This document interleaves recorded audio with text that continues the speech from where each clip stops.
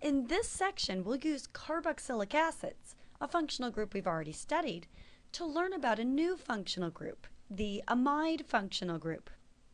You'll notice that amides are very similar to esters, which we studied in the previous section. In order to learn about how carboxylic acids can become amides, we actually have to introduce two new functional groups. And that's because in order to make an amide from a carboxylic acid, you'll also require a structure that's called an amine. Amines are another functional group, which we'll study in depth in the next section. We already know that the carboxylic acid functional group has a carbonyl bond in which the carbonyl carbon is directly bonded to an OH as well. In order to form an amide from a carboxylic acid, we'll have to react it with a structure called an amine. Amines are based on the ammonia molecule. Ammonia is NH3, and all amines are centered around a nitrogen, which has 3 single bonds attached to it. It also has an electron pair. Those single bonds, in the case of ammonia, would all go to hydrogens. In the case of the amine functional group, they can go either to hydrogen or to R groups. However, in order to do the amide formation reaction that we're studying here, at least one of those bonds still has to be a nitrogen to hydrogen single bond. When you mix together a carboxylic acid and any amine that contains at least one nitrogen to hydrogen single bond, you need no catalyst, just the presence of heat in order to form an amide. And the reaction itself is very similar to the ester formation reaction from our previous section. That's because we'll remove the OH group from the carboxylic acid and allow it to bond with the hydrogen that's directly connected to the nitrogen. When that happens, we've essentially removed a water molecule. So it's really a dehydration synthesis. The resulting product contains part of the carboxylic acid structure and part of the amine structure. The part that comes from the carboxylic acid is the carbonyl bond, as well as any R group that was attached to it. The part that comes from the amine structure is the nitrogen, as well as any R or H bonds that were attached to it. The difference between the final product structure and that of the reactants is that we've removed one hydrogen from the nitrogen and one OH group from the carbonyl carbon. In their place, we create a single bond. This is what we call the amide functional group. It's easy to recognize because it always contains a carbonyl bond in which the carbon is directly connected to the nitrogen. By the way, it's okay to write the nitrogen without the electron pair in organic chemistry because it's usually implied that it's there. But if it makes you feel comfortable, feel free to include those 2 dots that indicate the presence of an electron pair. This particular reaction is just an example of amide formation, or you might call it amide synthesis. Unlike in ester formation, there isn't a special name for it. Previously we saw something like esterification. But amide formation is very similar to ester formation because we remove a water molecule and create a new bond between 2 different molecules, and in the process, a new functional group. Let's try an example. Draw the amide that results from the following chemical reaction. I'll give you 2 organic molecules, and you can draw the product. For the carboxylic acid, I've chosen to give you acetic acid, also called ethanoic acid. For the amine, I'm giving you the simplest structure that could be considered an amine. It's ammonia, or NH3. So take a second, pause the video, and draw the structure of the molecule that would result from this particular amide formation reaction.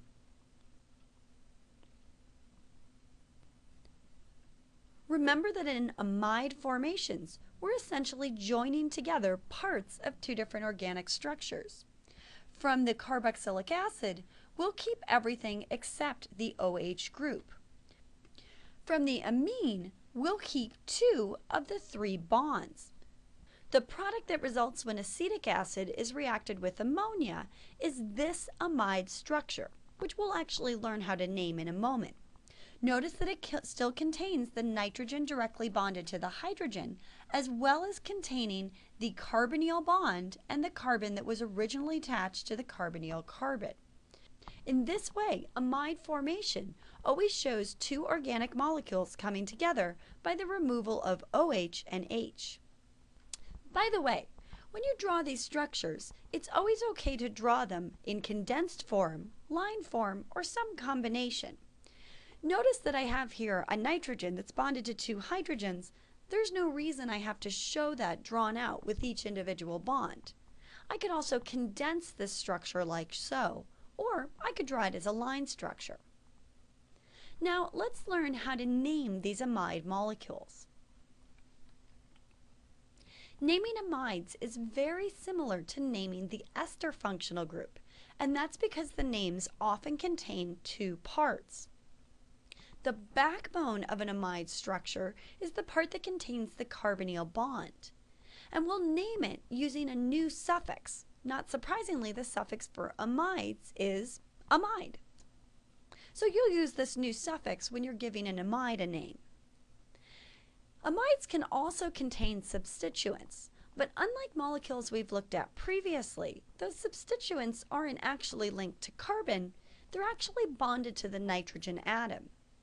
When this is the case in organic molecules, instead of using numbers to indicate which carbon they're attached to, we simply use a capital N to indicate that that particular substituent is directly attached to a nitrogen atom. If there are not any substituents on the nitrogen atom, for instance, if there's only hydrogen, we actually don't have to use this. Let me show you several examples that indicate each one of these points. Here's the molecule that we did on the previous slide. First, let's decide what its backbone is. The backbone of the amide, just like the backbone of an ester, is the part that contains the carbonyl bond and anything that's linked to it. In this case, I have two carbons bonded together.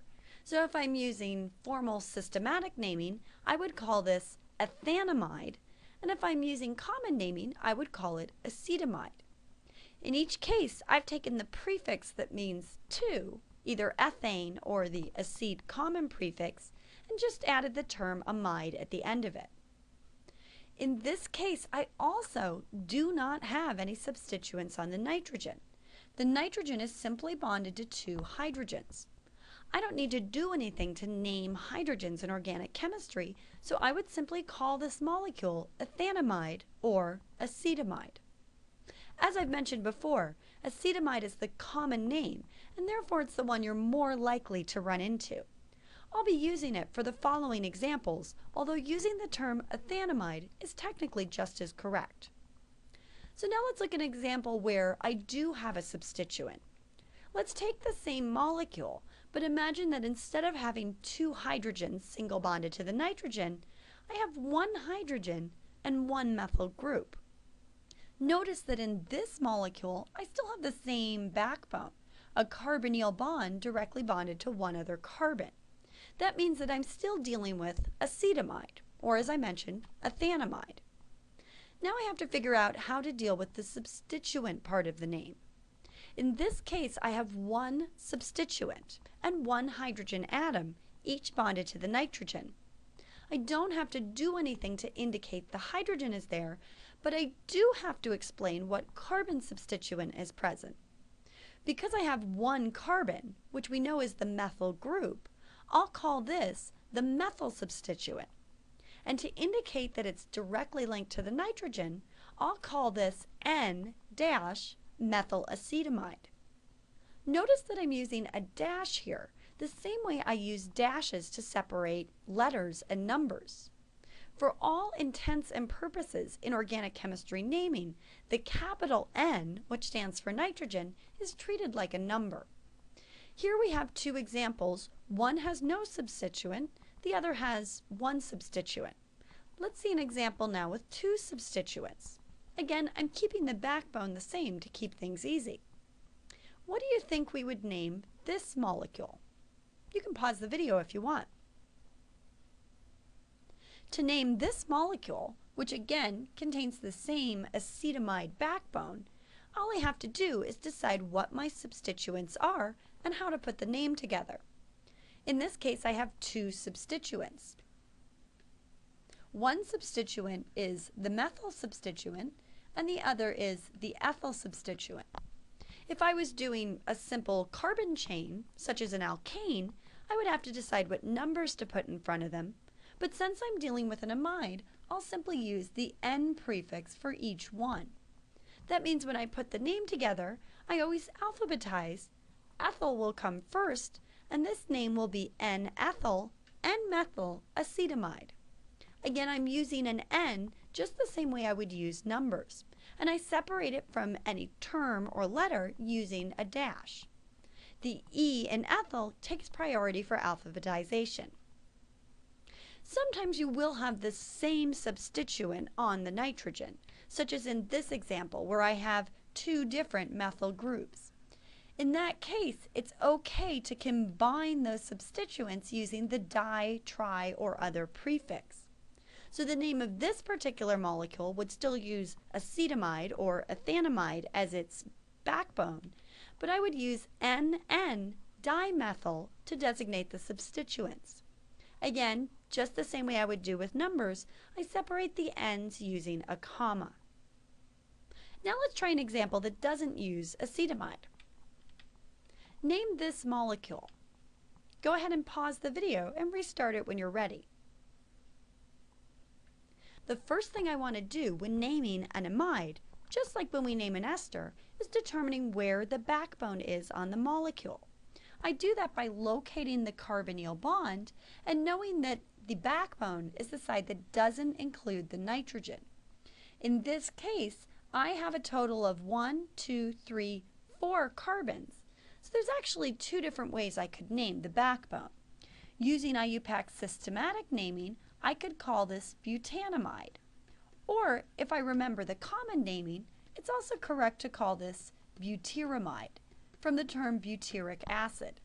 As long as you're comfortable with one of those, you'll be fine in this class. Now let's talk about the substituents. On my nitrogen atom, I have two different substituents. One is a 3-carbon chain, and the other is a 1-carbon chain. So when I name this molecule, I have to take both of those names into account. 1 carbon, of course, is the methyl chain, and 3 carbons is the propyl chain.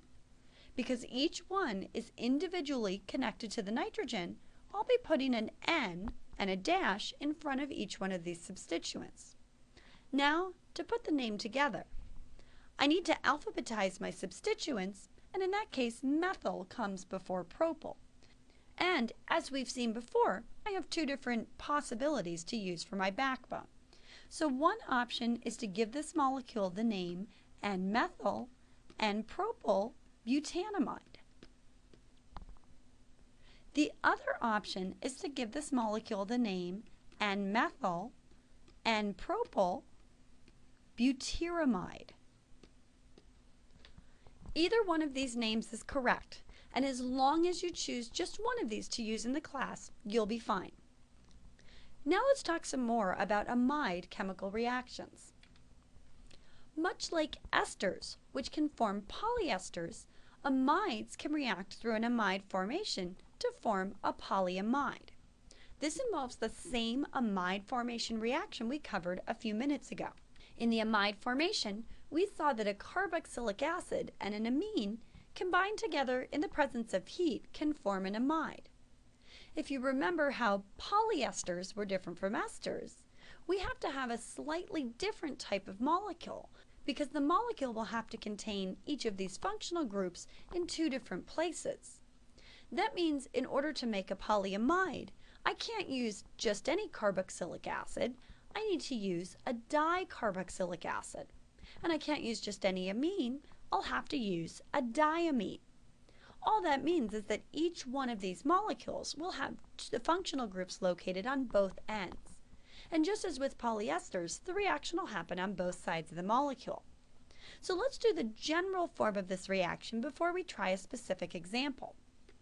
Just like when we did polyesters, we know that we have to have a carboxylic acid that actually has carboxylic acid functional groups on each side. This is our dicarboxylic acid. And remember, those carbons can be directly attached to each other. They could have one carbon in between them, or they could have a long carbon chain or other structure. I'm representing all those possibilities just by writing R1.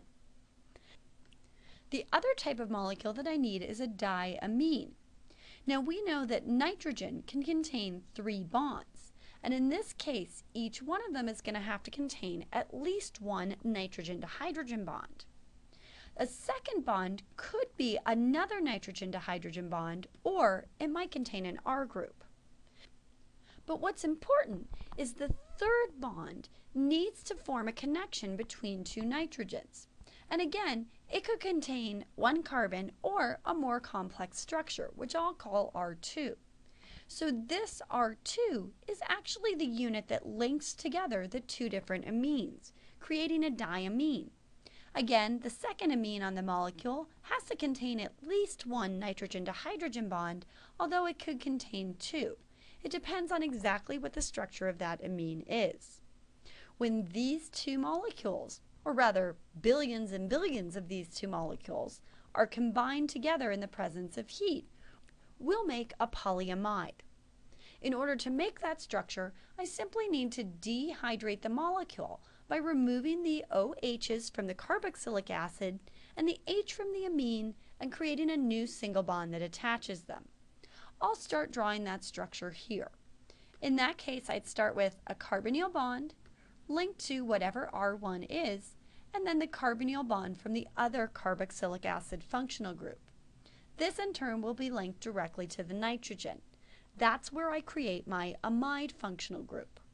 The nitrogen could have had a hydrogen or an R group on this bond, but this bond will be directly connected to whatever connects the 2 nitrogen. So again, there's a little bit of variability here depending on exactly which molecules are in play.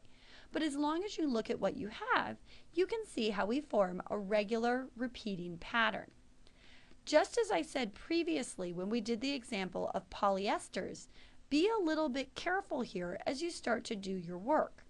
Right now, I'm just continuing the structure pretty much as long as I have room to keep writing.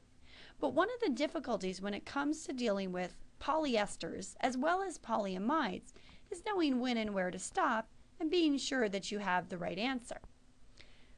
As I mentioned with polyesters, I recommend checking to be sure you really have created amide functional groups, because if you haven't, you may need to adjust your structure. An amide functional group is a carbonyl bond where the carbon is also directly connected to a nitrogen. I see that structure here, and I should see it again pointing in the other direction, so to speak. In other words, with the nitrogen oriented in the other direction. As long as I can find these carbonyl bonds with the nitrogen oriented in opposite directions for each one, I know that I put my polyamide together correctly. Now, as for where I should actually stop drawing, it really depends on what I'm asked for. In this case, because I started my structure immediately before the carbonyl bond of the carboxylic acid, the first place that I can end it is at the end of the last nitrogen of my diamine structure. For this particular structure, that means I could end it here. However, it's not wrong to draw a longer structure. I could also continue and draw that same line or that same bracket here. That would also be correct. It's just a matter of whether you want 1 monomer or 2. Now let's give this a try with some actual molecules. Draw at least 2 monomers of the polyamide that would form when this reaction occurs. The 2 molecules are a benzene dicarboxylic acid and a benzene diamine. When these are combined in the presence of heat, as long as you have enough of both reactants, you'll get a polyamide. Take a minute, pause the video, and draw the structure of the polyamide that results. Draw at least 2 monomers, and see if you can draw your brackets in the correct positions as well.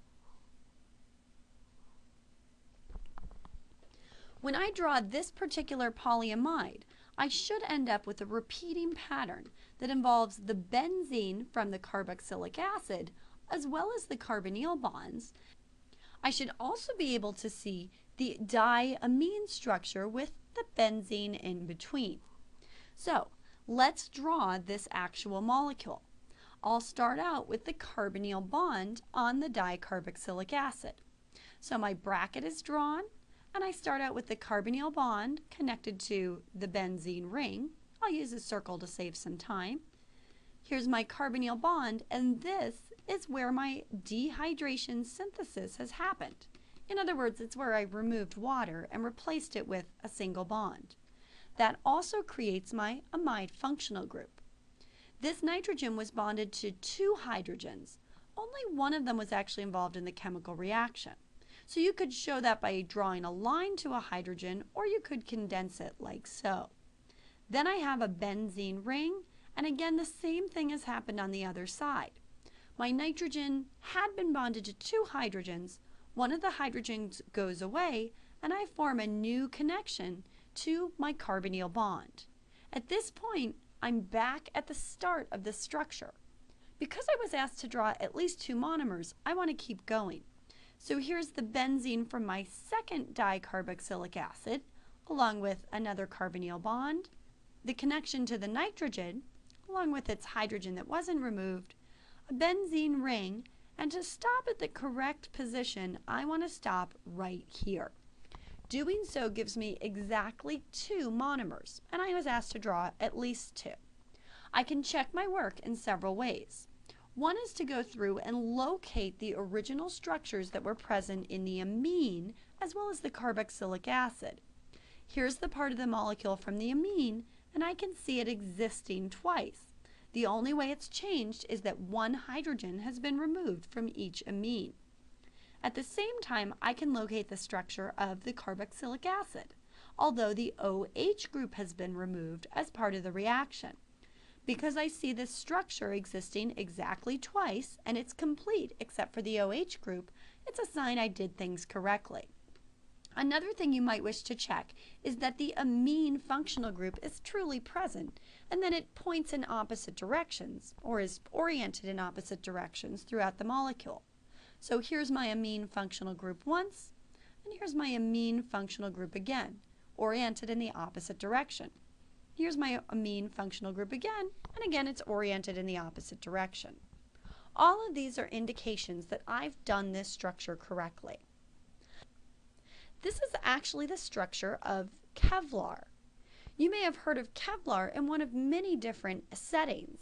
Probably, though, the most famous place that it occurs is in bulletproof vests.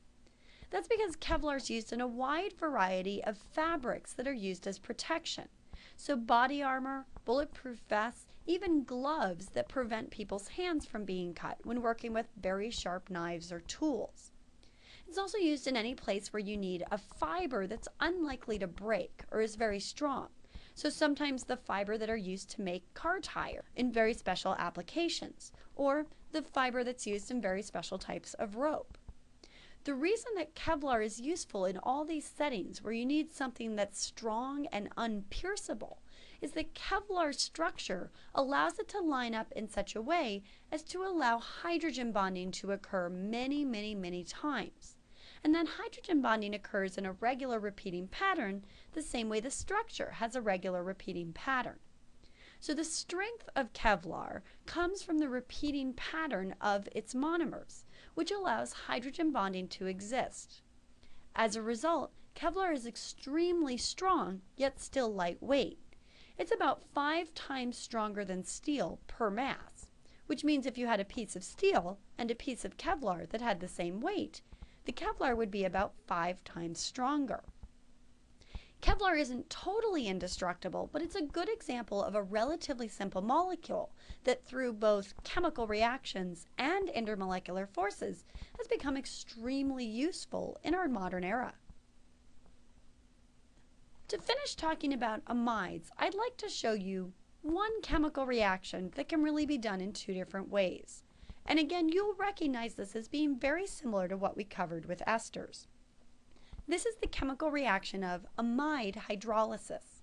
And just like with esters, we saw that hydrolysis essentially reverses the formation reactions that take place by removing water.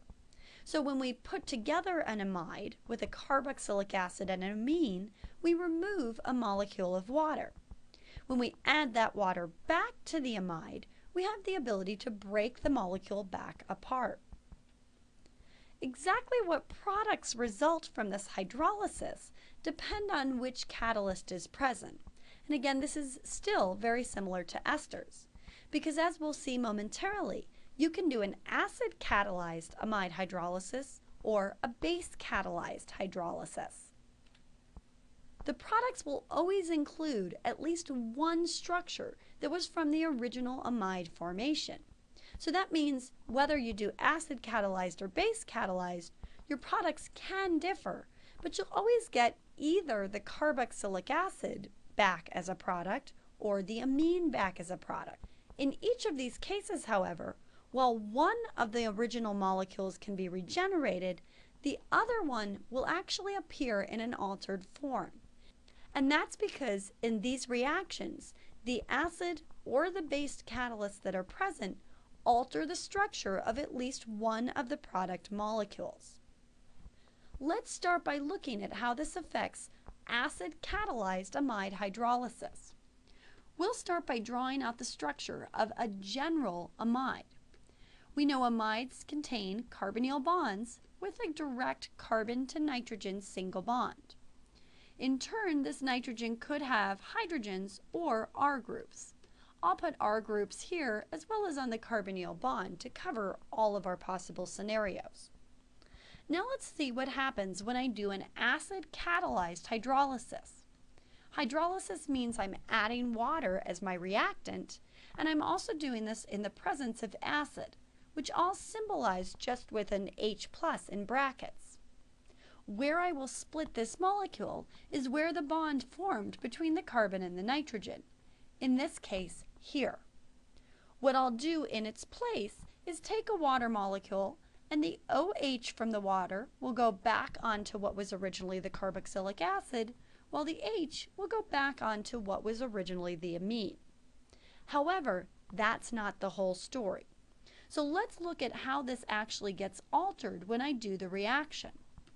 If we imagine reforming the original structures, we can see how I would have the nitrogen with its R groups and the carbonyl bond from the carboxylic acid. Now we said the OH would go on the carboxylic acid and the H would go on the amine. But an acid is present here. Because we're dealing with a carboxylic acid, when you put two acids in a container together, they really don't necessarily do anything. It's not the same as when you put an acid and a base together. So in acid-catalyzed hydrolysis of an amide, you will get the carboxylic acid structure that you would have required to form the amide. In other words, you get back the original carboxylic acid. What you don't get back is the original amine, and that's because all amines are actually bases. And we know acids and bases chemically react. So because an acid is present in this particular hydrolysis, my amine is going to chemically react with it. How will it do that? Well, we know that amines contain an electron pair. That electron pair is capable of bonding with hydrogen ions. So what will actually happen is I'll form a new bond between this electron pair on the nitrogen and the hydrogen from the acid catalyst. The result is my actual final product, while similar to the amine, will contain an additional hydrogen that came from the hydrogen ion. Of course, this is in addition to the hydrogen that came from the water. So I'm actually adding what are essentially two hydrogens. The other consequence of this is that the amine, which was neutral, now has added the hydrogen ion, which is positive.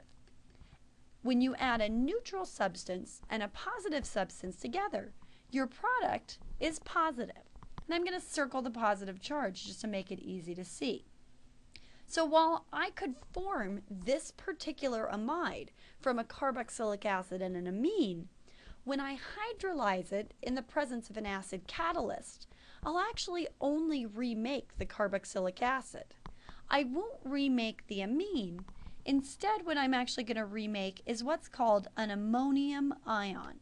And that's something I don't want you to worry too much about in terms of terminology, because we'll see it in the amine section we'll be doing next.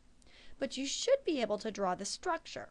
And again, the way to do that is by adding the hydrogen from the water as well as an additional hydrogen from the acid, and then giving it the appropriate charge.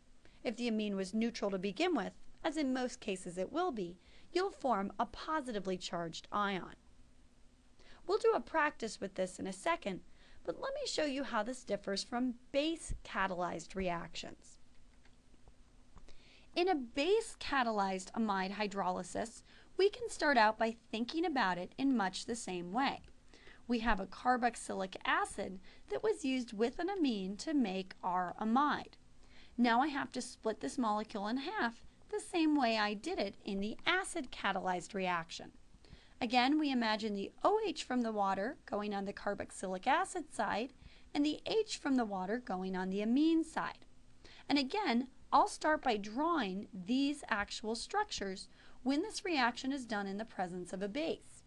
So I draw water to show that it's a hydrolysis, and I need to know exactly what base I'm working with. One of the most famous examples, which you've seen many times before, is sodium hydroxide, so I'll use that here. The molecules that I make as products are essentially the carboxylic acid with the presence of the OH group that was added from the water, and the H from the water has attached to what was my amine originally, a nitrogen with either R's or H's attached to it. So here, again, I've recreated a carboxylic acid, and here's my amine structure. But I'm not done. Here, I worked with the presence of a base catalyst. Bases don't react with other bases. So when you do a base catalyzed hydrolysis of an amide, you really do get back your original amine that would be required for its formation. Bases do react with acids. So the carboxylic acid that would have originally been used to form that amide actually won't be a product of the base catalyzed hydrolysis. And that's because this sodium hydroxide, or whatever other strong base you're working with, will react with the carboxylic acid. Fortunately, we've already studied the reaction between carboxylic acids and strong bases. So you know that all that will happen in this case is that the oxygen that was part of the OH will remain, but it'll pick up a negative charge as the hydrogen leaves. In its place will be the sodium that was present in the sodium hydroxide. So instead of giving a carboxylic acid as a product, we get the carboxylate salt. And this is true anytime you do a base catalyzed amide hydrolysis. One of your products will be an amine, and the other product will be the carboxylate salt of the carboxylic acid. Now let's try an example. For practice with amide hydrolysis, let's start with this amide structure. First, what I'd like you to do is hydrolyze it in the presence of acid. Go ahead and draw the resulting products. Then, we'll hydrolyze it in the presence of sodium hydroxide, a base. You can do this one at a time, pause the video, work a question, and then watch the answer, or you can do them both and then watch the video straight through. Give it a try.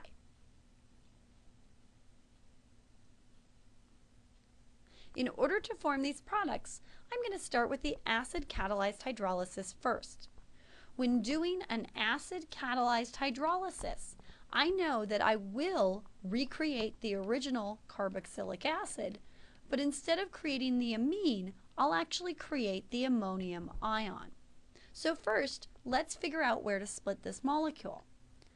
Between the carbonyl bond and the nitrogen is a single bond that was formed during amide formation. That's the bond we'll break during amide hydrolysis. That means that when I break this bond, I recreate my carboxylic acid by adding the OH from the water molecule. The remaining structure is what was essentially part of my amine. And remember, I'm going to do two things when acid is present. First, I'm going to add one hydrogen from the water molecule. Then I'm going to add an additional hydrogen from the acid itself. That means that in this particular structure, instead of having NH, I've added a hydrogen from the water and a hydrogen from the acid, so I actually have NH3, which in turn still contains the CH3 group. This entire molecule would be positively charged. And if that's confusing, let me take a second to actually draw this structure. This would actually be nitrogen bonded to a hydrogen as well as a methyl group. Remember that I bonded one hydrogen from the water and an additional hydrogen from the acid catalyst, putting a positive charge on the ion. So whether you drew it in this way or this way, your products are the carboxylic acid, in this case it happens to be acetic acid, and an ammonium ion. Now, if you haven't already, go ahead and finish the hydrolysis reaction when you use a base catalyst. When you do an amide hydrolysis with a base, the base will remain, but the acid won't. In other words, I will make my original amine, which is a base, but my carboxylic acid will actually turn into a carboxylate salt. So, I split the molecule at the same place. Let's look first at the amine part of the structure. Originally it contained NH. Here I'm going to add just a hydrogen from water. No additional hydrogen from the acid. So I add one hydrogen, making it NH2, CH3. This is a neutral molecule because I haven't added that additional H from an acid catalyst. That's one product of this particular hydrolysis. Now I have to figure out the structure of my carboxylate salt. When you're doing these on your own, feel free to draw the original structures and then alter them. In this case, I already know my original structure was acetic acid, so I'm simply going to turn it into an O- with the sodium ion to create a salt. That would be my carboxylate salt, which we know is called sodium acetate. So, you can see that this is just one step up from the ester hydrolysis reactions we looked at previously. And that's because you'll always recreate one of the original reactants that was used in formation when you hydrolyze an amide, but you'll also create a slightly modified version of one of the reactants. So whether it's the carboxylic acid changing to a carboxylate or the amine turning into ammonium ion, just be sure you're paying careful attention to which catalyst is present. And remember, amides are similar to esters, which are all related to carboxylic acids. So be sure to review all of their recent sections together. In the next section, we'll learn more about the amine functional group.